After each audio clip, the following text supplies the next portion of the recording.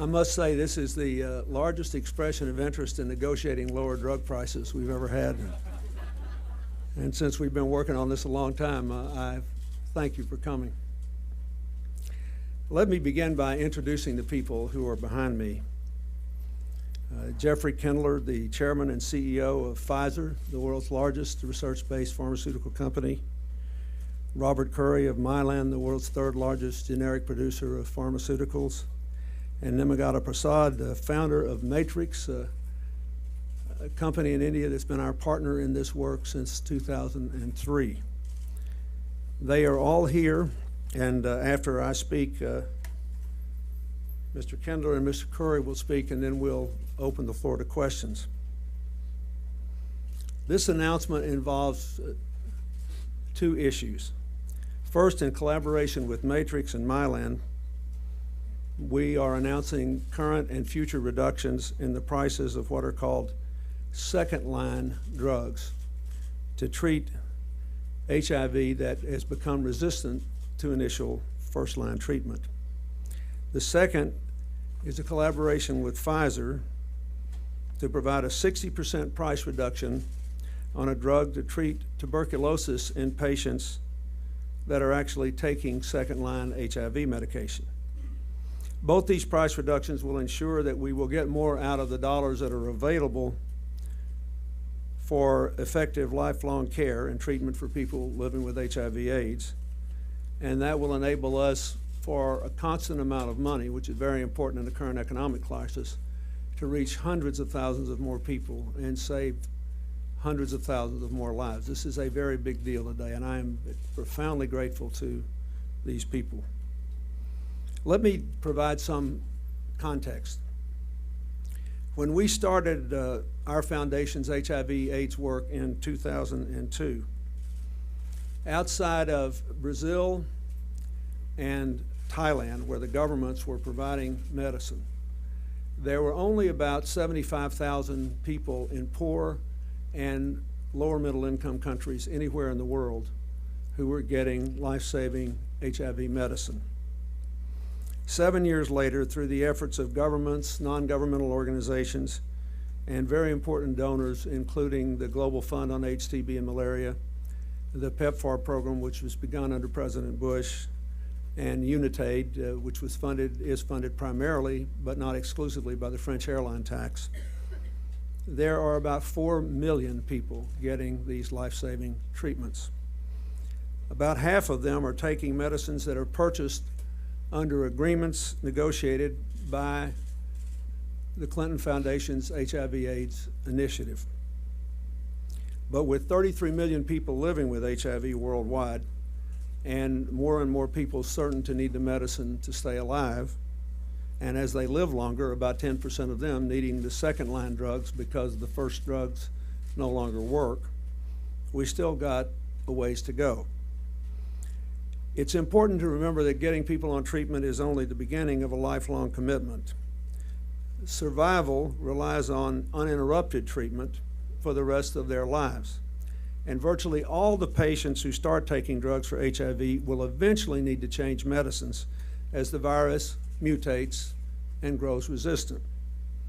The second-line drugs are much more expensive, primarily because the demand for them is much, much lower. So it's hard to get the benefit of high volume production and purchase. So sustained treatment is much more costly. This challenge will only grow as the number of second-line patients is projected to double to more than 400,000 in the next 3 years. Historically, the cost of treating the second-line patients has been as much as 10 times as high as the first line. We've negotiated some reductions in that, and we've cut the gap, but it's still 5 or 6 to 1. So that's why this is important today. The dilemma is especially acute in the economic environment today because we have to reach people who need the treatment without turning our backs on those who have already been reached, who have to have lifetime treatment. And we have to ensure that all treatments are delivered affordably and efficiently and getting the most, therefore, for every dollar that has been or will be contributed. Even where we've been able to sustain treatment for patients needing second-line medicines, they face the risk of other HIV-related diseases like tuberculosis, especially during the window of time when a patient needs to be shifted to second-line drugs. Tuberculosis is the leading cause of death among HIV-positive patients, responsible for more than 450,000 deaths every year. So there are a lot of lives involved in what we're talking about. To further complicate matters, one of the leading tuberculosis medicines interacts with a class of second-line HIV drugs, making the TB treatment more difficult and therapeutic options more limited. But these things can't stop us from treating both TB and HIV at the same time. You have to treat the person and the medical condition, not just HIV. Clinical studies have shown that treating both diseases at the same time effectively can reduce the mortality by more than 50% compared to treating one at a time. In other words, just with the tuberculosis announcement today, there are potentially more than 220,000 lives at stake every single year. The announcements today respond to those challenges: expanding treatment for offerings for HIV and TB, reducing prices dramatically so we can deliver better quality care for the same amount of money or even less, reaching more people and saving more lives. Our foundation has negotiated these agreements with the companies here today, building on the work we've been doing for several years in partnership with Unitaid. We've struck deals to further lower the prices of ARVs, building on the cumulative price reductions that have been achieved since 2006, which have lowered these prices by 64% for pediatric medicines and 45% for the second-line treatments already. Today, we announced that as a result of negotiations with these companies and in response to the high cost of second-line treatments, Matrix will be launching a new and more affordable set of products starting in early 2010, pending regulatory approvals, which are in process now. Matrix will introduce a new product that combines a full set of 4 second-line drugs at a reduced price of $425 a year, more than 25% cheaper than the cheapest alternative today. And even more important, the new product will be more convenient. It will be available in a once daily package of 3 pills rather than the current alternative, which requires taking 4 or 5 pills twice a day. And again, I will say, as a general rule of thumb, for those of you who are not as familiar with this, in order for someone to survive once their condition is in full-blown AIDS and they need the medicine, they have to take whatever the prescribed medicine is 80% of the time in order for it to work. So making it as user-friendly possible is a very important element of this. The second announcement with Pfizer is important not only for its substance, but because it represents our first pricing agreement with one of the big pharmaceutical companies, and the first one related to tuberculosis. We've worked with Pfizer to improve access to a key drug for tuberculosis called rifabutin. This is a different type of tuberculosis drug that does not interact with second-line HIV medicines, making simultaneous treatment of both conditions simple and affordable. Through the negotiations, Pfizer has agreed to reduce the price of rifabutin to $1 a dose in all developing country markets.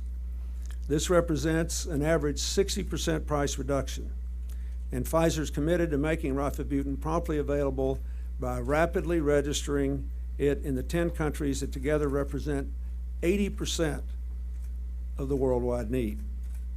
Pfizer is also committing to then make rifabutin available in other countries at a reduced price. These announcements are a big step forward on the challenges of second-line treatment of tuberculosis, but there's still a good ways to go.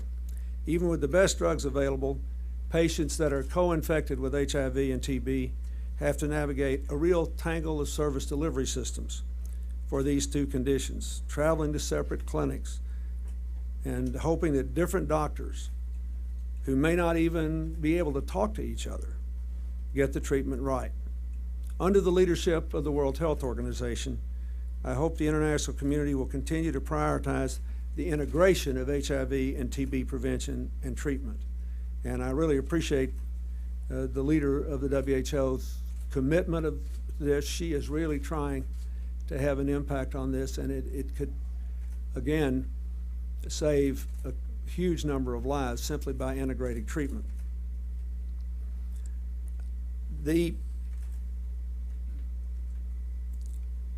One other thing I wanted to mention about this. I cannot say enough in admiration for Unitaid and its chairman, Philippe Douste-Blazy, the former foreign minister of France, and the French people for their support of the French airline tax, which is the primary source of funding for Unitaid, enabling us to amass huge amounts of money in very small contributions from large numbers of people who take international flights out of France. But there are now more than 20 other countries that are making their own contributions in different ways to Unitaid. We work with Unitaid on negotiating the children's medicine, the pediatric AIDS medicine, and the second-line drugs. But they have encouraged suppliers to accelerate the development of new products, and they've been able to offer lower prices because, as we do with all these things, once you get the volumes way up, you can cut the price. Our partnership with Unitaid has really been profoundly important, and now we're down more than 50% from the maximum prices of generic second-line drugs that were available in 2006 when we started, just a couple of years ago.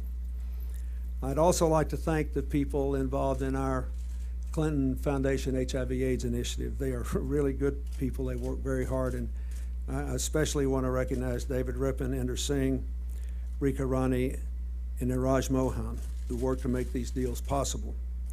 And again, I want to thank Pfizer, Matrix, and Mylan.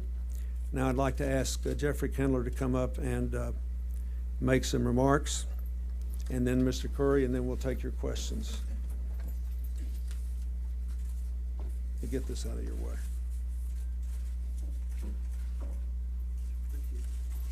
Thank you, Mr. President, and thank you for your leadership. As millions of people around the world know, that when President Clinton calls, you answer. Shortly after I became CEO of Pfizer, President Clinton called and said, I read somewhere, Jeff, that you say you're committed to helping people in emerging markets. Prove it. So we, at that time, in coordination with the Clinton Global Initiative, committed $15 million to a malaria project, which has been underway in Senegal, Ghana, and Kenya under the leadership of the Clinton Global Initiative to train healthcare workers to address malaria signs and symptoms and to help people with that in those countries. And in addition, we have undertaken research projects, and in 2011, we're going to be introducing a new innovative product called Uratism, together with our partner Sigma Tau, to address malaria. Today, we're very proud to continue our partnership with the Clinton Global Initiative with rifabutin, and President Clinton has already described the importance of this product to help address tuberculosis in patients with HIV and AIDS, a very common and serious opportunistic infection for patients with HIV/AIDS. This does allow patients, as President Clinton said, to treat both tuberculosis and at the same time take second-line antiretroviral therapies. It's very important to be able to treat both conditions at once. And the Clinton Global Initiative and the terrific, hardworking, and talented folks here made it possible to arrive at this arrangement, not simply just with Pfizer, but also to help the WHO put the drug on the essential medicines list and to work with the countries that we're going to be introducing it in to address 80% of the world's needs as we introduce this product and as the Global Fund helps pay for it. We hope to be able to treat up to 130,000 people in the next 5 years, and we've committed our scientists and those of our collaborators in finding new dosage forms and new combination therapies to help address this disease. You know, President Clinton has made it very clear, and we fully agree with this, that Philanthropy is very important, and certainly Pfizer is committed to that. But we have to work together to find commercially sustainable ways of addressing the important medical needs of patients in emerging markets and developing countries. And that's why we at Pfizer last year established a business, our emerging markets business, that is committed to making real our mission as a company of working together for a healthier world. Today, the pharmaceutical industry serves only 5 to 15% of the world's population.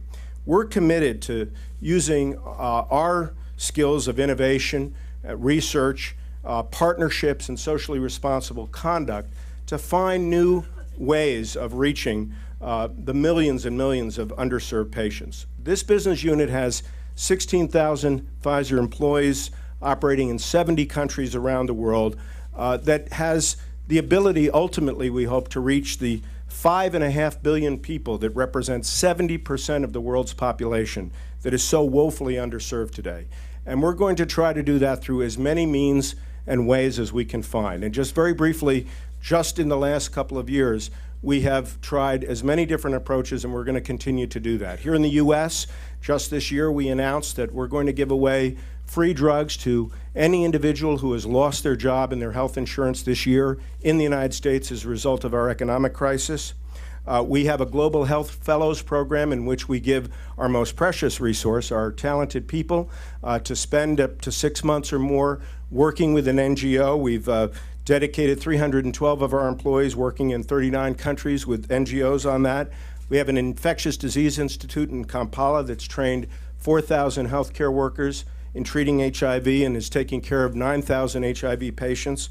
We've given away nearly $1 billion in diflucan, a drug that treats opportunistic infections associated with HIV/AIDS in 63 countries.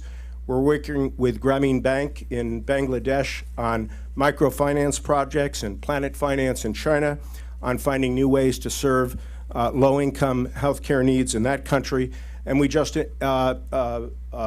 started an innovative partnership with GSK on a new HIV company. We'll continue to look for opportunities to follow the leadership of President Clinton and the Clinton Global Initiative in finding new innovative means to establish partnerships like those that we announced today and our friends at Mylan and Matrix announced today to serve the very important unmet medical needs of the millions and millions of patients around the world that are underserved today. And we continue that commitment and are very proud of our association with President Clinton and the Clinton Global Initiative. Thank you very much. Thank you. Thank you, Mr. President. Thank you, my colleague, Jeff, and especially Mr. Prasad. Because after all, it was Mr. Prasad's original vision for Matrix to develop and go after this very important unmet need. And in this particular case, unmet need means access. And access has to come first from innovation, then it has to come from affordability, and that is what will support sustainability. So it was one of the major reasons why Mylan has a long history of both philanthropic and very much of a social responsibility. And it was one of the major reasons why Prasad and I were able to get together. And then when that happened, I met some of President Clinton's team, asked to meet with me when we did the acquisition. And they wanted to know whether or not that this very good, strong work that was done up to Mylan acquiring Matrix, if Mylan had an appetite to continue this journey. When I saw the passion from the people, the very smart, intelligent people that the president has put around him, it became very, very easy to give them that answer right on the spot. And the answer is absolutely yes. We are very, very proud to be a part of the Clinton organization, CHI.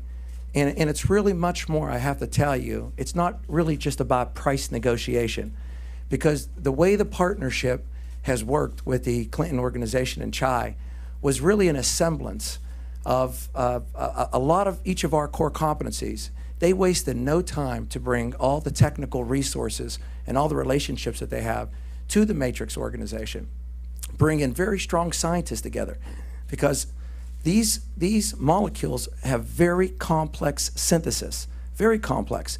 And the only way we were going to be able to drive our costs down was to continue to enhance the synthesis of these very complex molecules.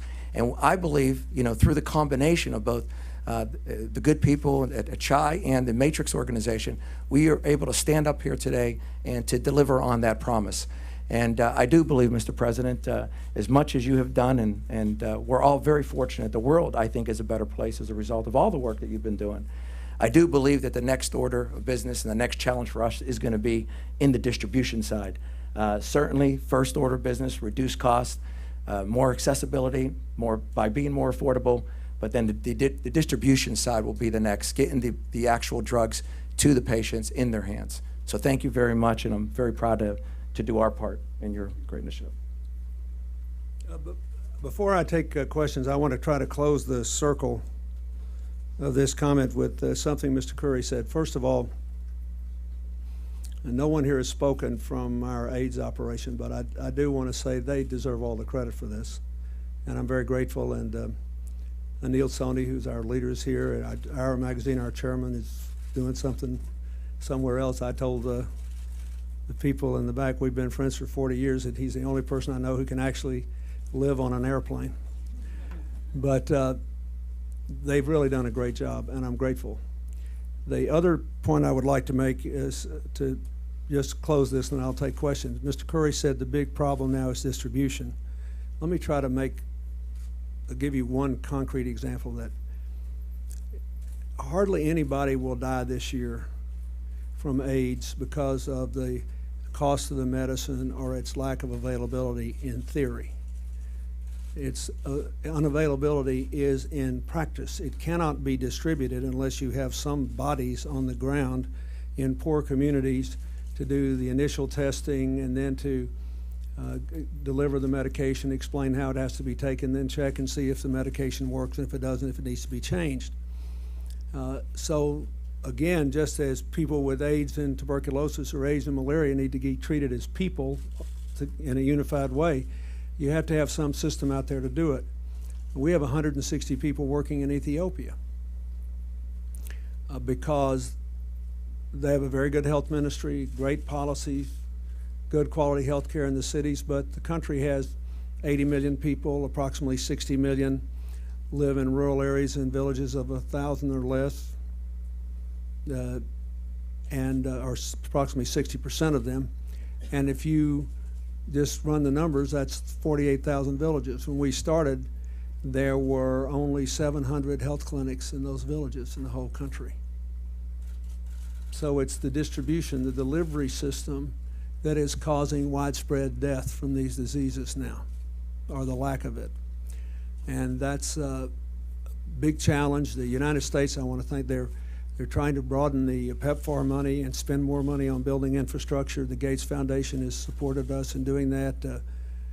SIF, ELMA, other foundations have tried to help us do what we could to build out these delivery systems. But for those of you who are here on the healthcare issue, anything we can do to hammer this home is really important. A lot of lives are going to be lost in the next few years with the medicine there, the expertise there, the prices cut, all this stuff done, and there just won't be anybody out there in countless rural areas where people's lives are riding in the balance. So I thank you for that.